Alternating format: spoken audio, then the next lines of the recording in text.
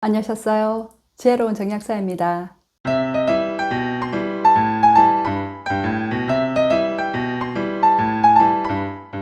요즘 같은 날씨에 근육도 잘 뭉치고 쉽게 피곤해지고 그리고 또 잠도 설치게 되죠. 이럴 때 꼭 필요한 영양제가 바로 마그네슘인데요. 마그네슘은 육체 피로뿐만 아니라 정신적인 피로까지도 해결해 주는데 꼭 필요한 영양소입니다. 그래서 시중에 마그네슘 제품이 너무 다양하게 많이 나와 있죠. 저희 약국에서 판매하는 마그네슘 제품만 해도 10여 가지가 넘습니다. 이렇게 많은 마그네슘 제품 중에서 어떤 거를 골라야 될지 고민되시죠? 그래서 오늘은 제가 마그네슘 고를 때 꼭 알아야 될 내용과 제가 실제로 먹고 있는 마그네슘 그리고 가장 많이 추천드리는 마그네슘에 대해서 알려드릴까 합니다.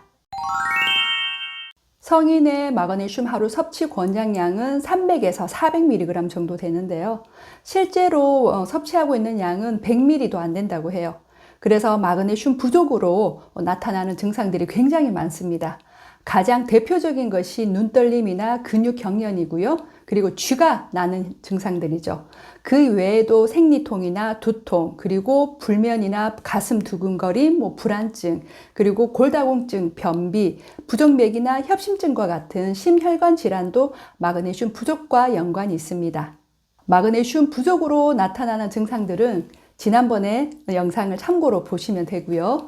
이렇게 마그네슘이 부족한 가장 주된 원인은 토양의 산성화로 인해서 식품 속에 함유된 마그네슘 함량이 많이 떨어졌기 때문인데요. 마그네슘의 최대 공급원은 녹색잎 채소와 견과류 그리고 통곡물인데요. 지난 100년 전과 비교를 하면 양배추나 토마토, 상추, 시금치 등 이런 식물 속에 포함되어 있는 마그네슘을 비롯한 칼슘이나 철분과 같은 미네랄이 80에서 90% 정도 감소가 된 걸로 추정이 되고 있습니다. 그리고 도정된 쌀, 밀가루와 같은 정제 탄수화물, 가공식품은 마그네슘이 거의 소실되고 없죠. 또 약물에 의한 마그네슘 결핍도 무시할 수 없습니다. 특히 위산 분비를 억제하는 PPI 제제나 위산을 중화하는 제산제의 경우는 마그네슘과 같은 미네랄의 흡수를 저하시키는데요. 요즘엔 이런 약들이 내과에서 위장약으로만 쓰이는 것이 아니고요. 모든 과에서 위장 보호를 한다는 목적으로 너무 무분별하게 남용되고 있습니다. 특히 나이가 들수록 위산 분비가 잘 안 되니까 미네랄이 흡수가 잘 안 되는데요. 여기에 이런 약을 계속 드시다 보면 미네랄이 더 부족해질 수밖에 없는 겁니다. 그래서 PPI 제제나 제산제를 포함하는 처방약을 오래 드시는 분들은 마그네슘을 꼭 따로 챙겨 드셔야 합니다. 마그네슘 부족을 일으키는 또 다른 원인 중에 하나가 스트레스입니다. 우리가 스트레스를 받으면 이에 대항하기 위해서 코티솔이라는 스트레스 호르몬이 나오죠. 이 호르몬을 만들 때 꼭 필요한 물질이 바로 마그네슘이에요. 그래서 우리가 스트레스를 받게 되면 코티솔을 더 많이 만들어내야 되니까 이 마그네슘도 더 많이 소모가 되는 거죠. 그리고 커피나 탄산음료, 술도 이런 마그네슘을 고갈시킨다는 거 꼭 기억을 하시고요. 마그네슘 부족을 일으키는 약물과 원인은 지난번 영상을 참고로 보세요. 제가 마그네슘을 선택하는 기준은 단순히 마그네슘의 함량과 흡수율이 아닙니다. 우리 몸이 마그네슘을 최대한 많이 쓰이지 않게 하고 또 이 마그네슘의 이용률을 최대한으로 올릴 수 있도록 내 몸의 환경을 만들어 주는 겁니다.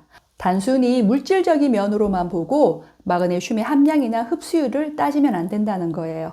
그래서 저는 마그네슘의 원료도 중요하지만 그 마그네슘과 함께 들어있는 부원료도 중요하게 봅니다. 우리 몸이 마그네슘을 많이 필요로 하는 상황을 크게 보면 첫째는 에너지를 많이 소비하거나 두 번째는 스트레스에 노출되어 있거나 세 번째는 근육과 신경이 긴장되어 있을 때로 볼 수 있습니다. 이런 상태를 달리 말하면 교감신경 항진이라고 하는데요.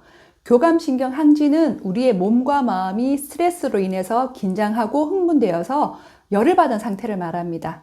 이렇게 몸, 마음이 열을 받게 되면 우리의 혈액과 체액도 이 열에 의해서 메마르게 되는데요. 우리가 바짝 신경을 쓰는 일이 있거나 스트레스를 극도로 받을 때 피를 말린다라고 표현을 하잖아요. 실제로 이 피가 마르고요. 그리고 또 근육도 메마르고 틀어지고 꼬이면서 굳어지게 되는 거죠. 마그네슘의 별명이 천연 신경 안정제, 항스트레스 미네랄, 천연 근육이완제인 이유가 바로 교감신경이 항진되었을 때 이 마그네슘이 이를 안정화시켜주기 때문인데요. 그래서 저는 우리 몸을 흥분시켜서 열을 받지 않게 해서 체액을 메마르지 않게 함으로써 우리 몸이 가장 편안하게 받아들일 수 있는 그런 원료에서 추출한 마그네슘을 가장 선호를 하는데요. 우리 조상 대대로 주식으로 삼아온 그 쌀에서 추출한 쌀 마그네슘 제품을 저는 가장 좋아합니다. 킬레이트 마그네슘이 흡수율이 가장 좋다고 알려져 있잖아요. 근데 저는 이렇게 합성이나 가공 과정을 거친 제품들은 우리 인체에 익숙하지 않기 때문에 어느 일정 부분은 교감신경을 항진을 시킨다고 봅니다. 그리고 마그네슘의 원료뿐만 아니라 함께 들어있는 부원료도 중요하게 보는데요. 메마름을 해결하기 위해 우리 인체에서 가장 많이 관여하는 장기가 바로 간입니다. 그리고 간은 근육의 수축과 이완을 담당하는 장기이기도 하죠. 간주근이라는 말이 있습니다. 그래서 간 기능을 개선시켜서 간을 안정화시켜 줄 수 있는 그런 부원료가 쌀 마그네슘과 함께 배합되어 있는 제품들이 단순한 마그네슘 제품제에 비해서는 훨씬 더 효과가 좋은 것을 많이 경험을 했습니다. 건조 효모, 아사이베리, 그리고 포도씨유, 미각류, 면실류, 레시틴, 그리고 갈대뿌리 추출물 등 이런 천연 성분의 부원료만으로도 간이 편해지고 메마름을 개선해줘서 마그네슘이 많이 쓰이지 않아도 되게 교감신경을 안정화시켜 주는 거죠. 단순한 마그네슘 제품이 아니라 우리 몸의 메마름을 개선함으로써 체액과 혈액의 메마름은 물론이고 근육과 나아가서는 뼈의 메마름까지도 예방할 수 있는 그런 쌀 마그네슘 제품을 쓰시는 것이 좋습니다. 저는 천연 영양소를 이용해서 우리 몸의 소통과 균형을 도와서 자연 치유력을 회복하게 하는 그런 영양요법을 상담하는 상담 전문 약사인데요. 약국에서 상담을 하시는 분들이 대부분 위장도 약하고 소량의 약물에도 민감하게 반응하시는 분들이 많으세요. 이런 분들은 체액도 메말라 있고 근육도 메말라 있고 뼈도 메말라 있습니다. 이런 분들에게 쌀 마그네슘을 드렸을 때 일반 합성이나 가공된 마그네슘 제품에 비해서 훨씬 더 위장장애도 적고 그리고 거부감도 없는 것을 임상을 통해서 많이 경험을 했어요. 그리고 저도 마그네슘을 매일 복용하는데요.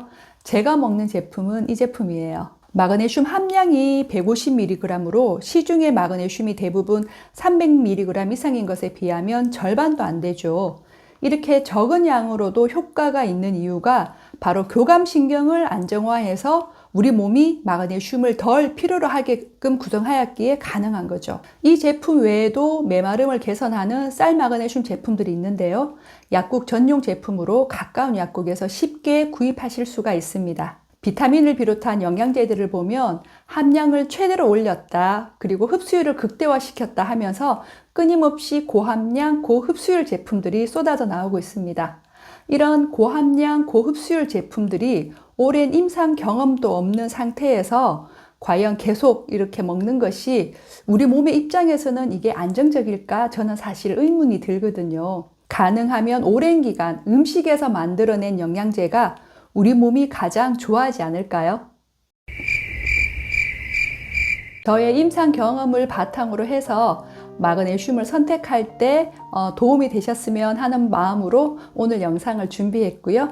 다음 시간에 또 여러분들에게 도움되는 내용으로 찾아뵙도록 할게요. 지혜로운 정약사 이것으로 마치고요. 봐주셔서 너무너무 감사드리고 고맙습니다.